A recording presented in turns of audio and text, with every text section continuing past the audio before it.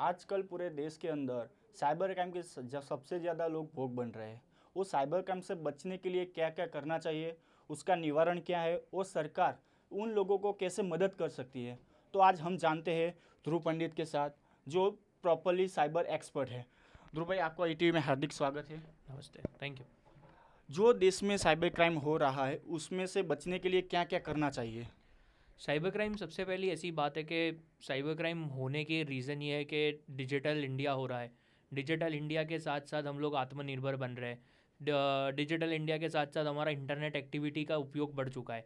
आज जैसे बच्चों को पहले स्कूल जाते थे तो मोबाइल और लैपटॉप्स पे इतना डिपेंडेंट नहीं रहते थे, बट अब कोविड आने की वजह से क्या हो गया, बच्चों को भी स्कूल कॉलेज सब कुछ ऑनलाइन होना पड़ा। इंटरनेट का यूज़ बढ़ा। इंटरनेट के ऐसी चीज़ें जिसके बिना हम लोग हमारी लाइफ में बहुत सी चीज़ों को हार्ड बन जाती है अगर इंटरनेट नहीं मिलेगा तो अगर हम लोग अगर एक एक चीज़ की बात करें, जैसे कि अगर हम लोगों को कभी शॉपिंग करना है तो पहले क्या होता था, शॉपिंग मॉल में जाते थे, कहीं भी जाते थे तो एक चीज़ के बोर्ड लगते थे कि खुद के वॉलेट बचा के रखो, चोर नहीं तो वॉलेट ले जाएंगे। सेम चीज़ है, ऑनलाइन शॉपिंग करनी है, ई वॉलेट बचा के रखो। कभी भी किसी को पैसे देने हैं तो कोई भी लिंक या कोई बारकोड स्कैन करने की ज़रूरत नहीं है, ठीक है, पैसे लेने के टाइम पे। और जब हम लोग को कभी भी OTP आता है तो OTP शेयर मत करो। हम लोग Facebook, social media, Instagram use करना चाहते हैं बट क्राइम से बचना भी चाहते हैं, तो अननोन फ्रेंड्स जितने होते हैं उनकी रिक्वेस्ट एक्सेप्ट मत करो। और जितने भी फ़ोटोज़ और वीडियोज़ आप शेयर कर रहे हो वो ध्यान रख के करो कि आप लोग आपकी फेसबुक के जितने भी या इंस्टाग्राम के प्राइवेसी सेटिंग्स है वो सब सिक्योर है। तीसरी चीज़, अगर हम लोगों को कभी भी ऑनलाइन पे कुछ भी अपलोड करना है, जैसे ब्लॉग्स अपलोड करते हैं लोग डेटा शेयर करते हैं, एक दूसरे को डेटा शेयर करते हैं, तो हमेशा 2 फैक्टर ऑथेंटिकेशन का यूज़ करें।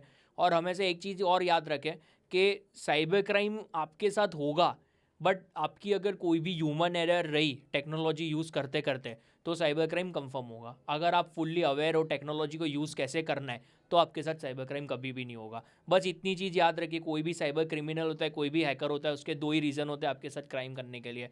एक तो फाइनेंशियल लॉस पहुंचाना और आपका डेटा चोरी करना। अब आपको आपके डेटा के साथ साथ मीन्स आपके पैसों के साथ साथ आपको आपका डेटा भी सेफ रखना है, तो फिर एक ही चीज़ है कि आप पूरा टोटली अवेयर रहिए, लेटेस्ट साइबर क्राइम जो भी होते हैं उसके बारे में पढ़ते रहिए और अपने नियर बाय लोगों को बताओगे तो साइबर क्राइम से बच पाओगे।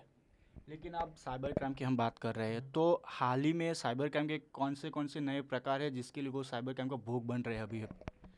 साइबर क्राइम में एक तो सबसे पहले अभी एक OLX फ्रॉड चालू हुआ है। OLX फ्रॉड में क्या है कि जो आर्मी के ऑफिसर्स होते हैं, फिर पुलिस ऑफिसर्स होते हैं, उन सब के आइडेंटिटी से फेक अकाउंट बनाने में आता है। और OLX पे जो लोग चीज़ें बेचने रखते हैं उन लोगों को वो लोग ये बोलते हैं कि हम लोगों को ये चीज़ खरीदनी है, कोई भी XYZ, जैसे बाइक है तो बाइक खरीदनी है। सामने वाला क्या सोचता है, भाई फौजी है सामने वाला, मतलब सही बंदा होगा, वो लोग जो बोलते हैं वो चीज़ में वो लोग मान जाते हैं, तो लोग फेक आइडेंटिटी बना के लोगों के साथ फ्रॉड कर रहे हैं। सेकेंड चीज़, आज की डेट में एक सेक्सटोशन फ्रॉड चल रहा है।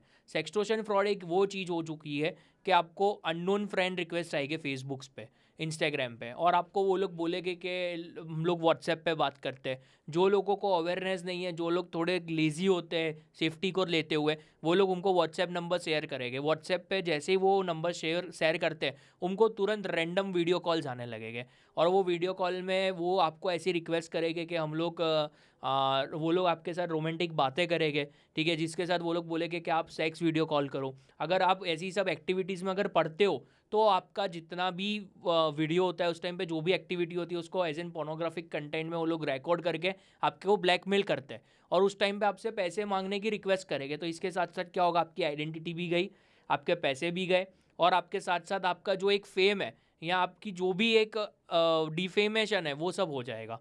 तो एक ये टाइप का फ्रॉड चल रहा है। अगर तीसरे फ्रॉड की बात करें तो चाइल्ड पोर्नोग्राफी बहुत बढ़ चुका है इंडिया में।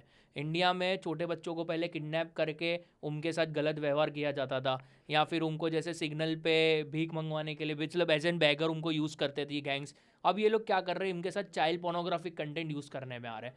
कोविड आने की वजह से उसके बाद अगर इंटरनेट पे सबसे ज़्यादा पॉर्न का अगर रेशियो निकालोगे तो चाइल्ड पोर्नोग्राफिक कंटेंट का सबसे ज़्यादा निकला है, ठीक है। अगर हम लोग उसके अलावा भी और फ्रॉड की बात करते हैं साइबर क्राइम में, तो एक साइबर क्राइम ये चल रहा है कि लोग आपका डेटा चुरा लेंगे या आपके सिस्टम में रैंसमवेयर अटैक करेंगे, और रैंसमवेयर अटैक करने की वजह से आपके मोबाइल फ़ोन्स या लैपटॉप सब कुछ लॉक हो जाएगा, और वो डेटा आपको अगर वापस एक्सेस करना है तो उसके लिए वो आपको पैसे मांगेंगे। इस टाइप के साइबर क्राइम अभी हो रहे हैं। जो लोग साइबर क्राइम के भोग बन रहे हैं उसके लिए सरकार या पुलिस किस तरह से मदद करती है? साइबर क्राइम के अगर आप भोग बनते हो, मतलब अगर आपके साथ साइबर क्राइम होता है तो सबसे पहली चीज़ है डरो मत।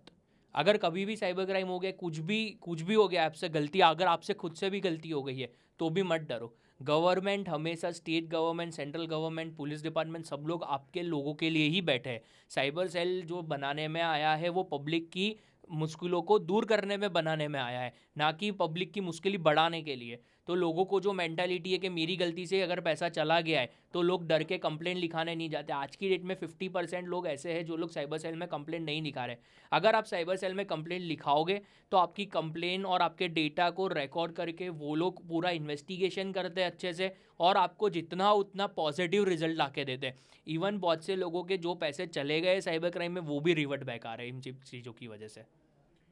हाल सरकार की कौन कौन सी योजना है जो साइबर क्राइम से हमें बचा सकती है? सेंट्रल गवर्नमेंट और स्टेट गवर्नमेंट ने अब है ना अवेयरनेस प्रोग्राम स्टार्ट किए हुए हैं। हर एक सिटी में साइबर क्राइम पुलिस स्टेशन बनाने में आया है। ये गवर्नमेंट की एक सबसे पहली चीज़ थी, सबसे पहली पहल थी कि हर एक सिटी में साइबर सेल बनाने में आए, जिससे अगर साइबर क्राइम होता है तो आप तुरंत वहाँ जा सकते हो। दूसरी चीज़, गवर्नमेंट ने एक हेल्पलाइन नंबर बनाया है स्पेशली फाइनेंशियल फ्रॉड के लिए।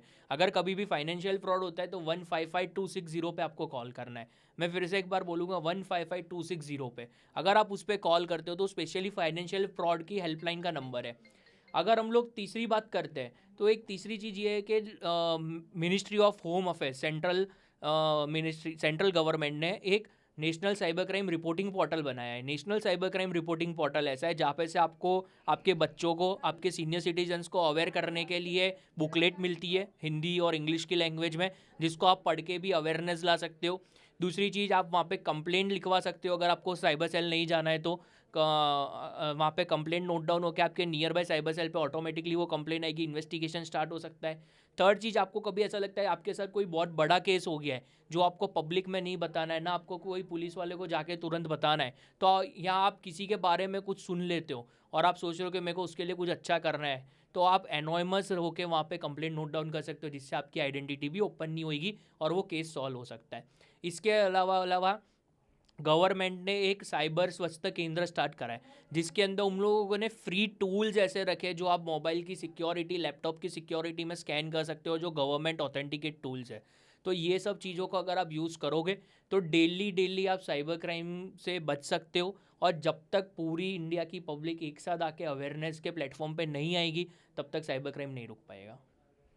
तो ये थे हर्ष भाई जो कह रहे थे कि जब आप साइबर क्राइम के भोग बनते हो तब आप तुरंत ही पुलिस या साइबर क्राइम का टोल फ्री नंबर है वहाँ जान कीजिए और जल्दी से जल्दी आपकी जो कंप्लेन है वो दर्ज कीजिए। कैमरामैन मुकेश डोडिया के साथ राहुल त्रिवेदी, ईटी भारत, अहमदाबाद।